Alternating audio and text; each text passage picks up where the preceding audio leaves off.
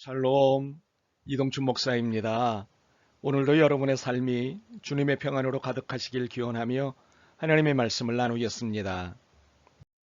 오늘 말씀은 요한일서 5장 14절에서 17절 말씀입니다. 그를 향하여 우리가 가진 바 담대한 것이 이것이니 그의 뜻대로 무엇을 구하면 들으심이라. 우리가 무엇이든지 구하는 바를 들으시는 줄을 안즉 우리가 그에게 구한 그것을 얻은 줄을 또한 아느니라. 누구든지 형제가 사망에 이르지 아니하는 죄 범하는 것을 보거든 구하라. 그리하면 사망에 이르지 아니하는 범죄자들을 위하여 그에게 생명을 주시리라. 사망에 이르는 죄가 있으니 이에 관하여 나는 구하라 하지 않노라. 모든 불의가 죄로되 사망에 이르지 아니하는 죄도 있도다. 아멘. 요한일서 5장 14절에서 17절 말씀을 본문으로 기도는 정의이고 사랑입니다. 라는 제목의 말씀을 나누겠습니다. 신앙인에게 기도란 무엇일까요? 자신의 한계를 인정하는 신앙 고백 또는 자신의 한계를 인정하는 신앙 고백적 행위입니다. 자신의 힘, 자신의 능력으로는 해결할 수 없기 때문에 도움을 청하는 행위가 기도입니다. 그러므로 신앙 고백이라고 할 수 있습니다. 그래서 이 행위는 아름다운 행위입니다. 그런데 이 행위는 아름다울 뿐만 아니라 신나기도 합니다. 14절입니다. 그를 향하여 우리의 가진 바 담대한 것이 이것이니 그의 뜻대로 무엇을 구하면 들으심이라. 기도하면 우리의 청을 들어주신다는 사실 때문입니다. 이 얼마나 신나는 일입니까? 더욱이 15절은 우리를 더욱 신나게 합니다. 우리가 무엇이든지 구하는 바를 들으시는 줄을 안즉 우리가 그에게 구한 그것을 얻은 줄을 또한 아느니라. 우리의 청을 들어주신다는 것을 확고하게 표현한 것이지 않습니까?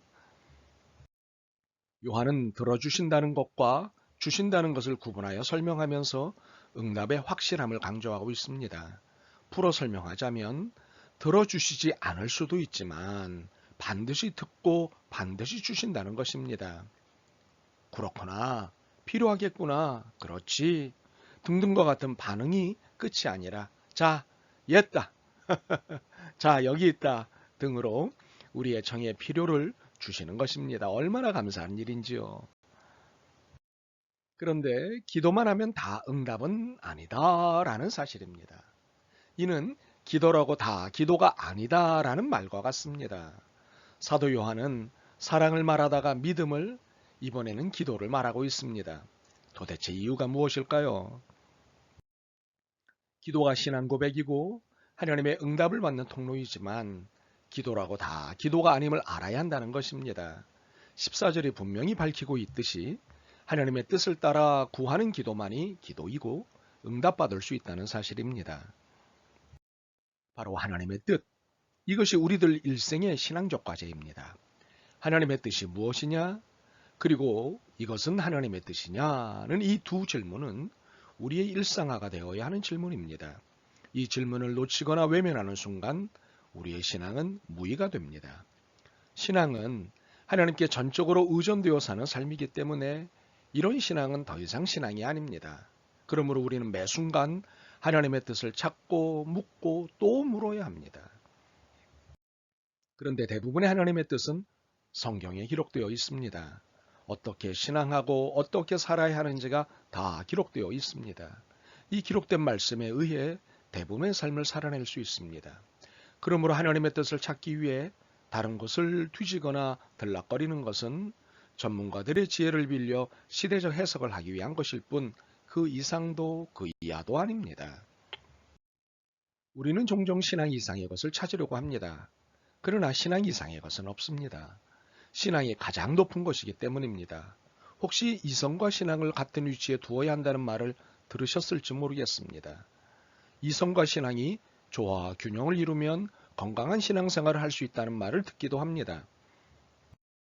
그러나 신앙이 이성을 배척하지 않고 이성의 도움을 받으면 비상식적이고 비윤리적인 신앙적 태도를 살지 않게 될 가능성이 높다는 것이지, 이성과 신앙을 같은 위치에 둔다는 것은 하나님과 인간은 같은 위치에 둔다는 말과 다르지 않습니다. 그러므로 이성과 신앙을 같은 위치에 두는 것은 그리 건강한 신앙적 태도가 아닙니다. 물론 이성의 빛 아래 신앙의 상식적, 윤리적, 더 나아가 진리적 측면을 판단하고 평가할 수 있습니다. 그러나 이것은 도움을 받는다는 의미입니다. 주도한다는 의미가 아닙니다. 주도는 신앙이 하는 것입니다. 신앙의 빛 아래 이성과 감성과 영성이 이해되고 해석되어야 합니다. 이것이 신앙적 삶입니다. 이것이 하나님의 뜻을 찾는 방식에 적용될 때 신앙적 방식이 되는 것입니다. 그럼에도 분명 이성이 신앙을 건강하게 합니다. 만약 이성이 신앙을 견지하지 않는다면 신앙은 매우 기복적이 되거나 안하무인 행세를 하게 됩니다. 물론 이성으로 인해 신앙이 냉정해질 수도 있습니다. 뜨거운 것을 소원하는 분들에게는 많은 아쉬움을 줄 수 있습니다. 그러나 뜨거운 것보다 중요한 것은 실수를 줄이고 잘못 살지 않는 것입니다.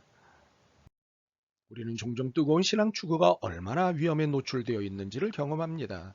극단적으로는 과격해지고 이기적 신앙의 폐해를 고스란히 갖는 것을 봅니다. 그렇다고 뜨거운 것이 무조건 나쁘다는 것이 아닙니다. 뜨거우면서 냉정하고 냉정하면서 뜨거울 수 있다면 이보다 좋을 수는 없습니다. 단지 옳게 사는 것이 중요하기에 설명하는 것입니다. 사실 옳게 살게 하는 것도 기도요. 기도의 궁극적인 목적이 옳게 사는 것에 있음을 요한은 설명하고 있습니다. 16절과 17절입니다. 누구든지 형제가 사망에 이르지 아니하는 죄에 범하는 것을 보거든 구하라. 그리하면 사망에 이르지 아니하는 범죄자들을 위하여 그에게 생명을 주시리라. 사망에 이르는 죄가 있으니 이에 관하여 나는 구하라 하지 않노라. 모든 불의가 죄로 돼 사망에 이르지 아니하는 죄도 있도다. 세 번역으로 다시 읽어보겠습니다. 누구든지 어떤 교우가 죄를 짓는 것을 볼 때에 그것이 죽음에 이르게 하는 죄가 아니면 하나님께 간구하십시오. 그리하면 하나님은 죽을 죄를 짓지 않은 그 사람에게 생명을 주실 것입니다. 죽을 죄가 있습니다. 이 죄를 두고 간구하라는 말이 아닙니다. 불의한 것은 모두 죄입니다. 그러나 죽음에 이르지 않는 죄도 있습니다. 16절과 17절은 불의, 죄, 죽음이라고 하는 이 세 단어들이 서로 연결되어 있는 것을 보여줍니다. 그리고 이 단어들은 본문의 주제인 기도와 연결되어 있음도 보여줍니다. 그렇다면 우리는 이 연결을 어떻게 읽어야 할까요? 이는 기도가 불의에 대해 저항하거나 불의를 소멸시키는 것을 목적하고 있음을 의미합니다. 즉, 옳게 살기 위한 몸부림이요 신앙적 행위가 기도라는 것입니다. 그러므로 옳게 살지 않을 것에 대해서는 기도해도 소용이 없는 것입니다. 이것이 하나님의 뜻이기도 합니다. 그러므로 하나님의 뜻대로 기도해야 응답 얻는다는 것은 옳게 살기 위해 기도해야 응답 얻는다는 것과 같은 말이 됩니다. 결국 기도는 정의입니다. 그러면 우리는 무엇을 두고 기도해야 할까요? 먼저는 내 자신이 바른 신앙적 삶을 살기 위해 또는 하나님의 뜻을 찾아 살기 위해 기도해야 합니다. 이것은 물질적 충족과 사회적 지위 획득을 위해 기도하는 것보다 앞서는 것이어야 합니다. 두 번째로 교우들의 신앙 성장과 바른 삶을 위해 기도해야 합니다. 특히 옳지 않은 삶을 살 때 더욱 기도해야 합니다. 물론 하나님께 용서받지 못할 죄를 지었을 경우에는 기도해도 소용없습니다. 이 경우를 제외하고는 반드시 그를 위해 기도해야 합니다. 그런데 하나님께 용서받지 못할 죄가 있을까요? 없습니다. 있다 해도 사실 우리는 모릅니다. 하나님만 아십니다.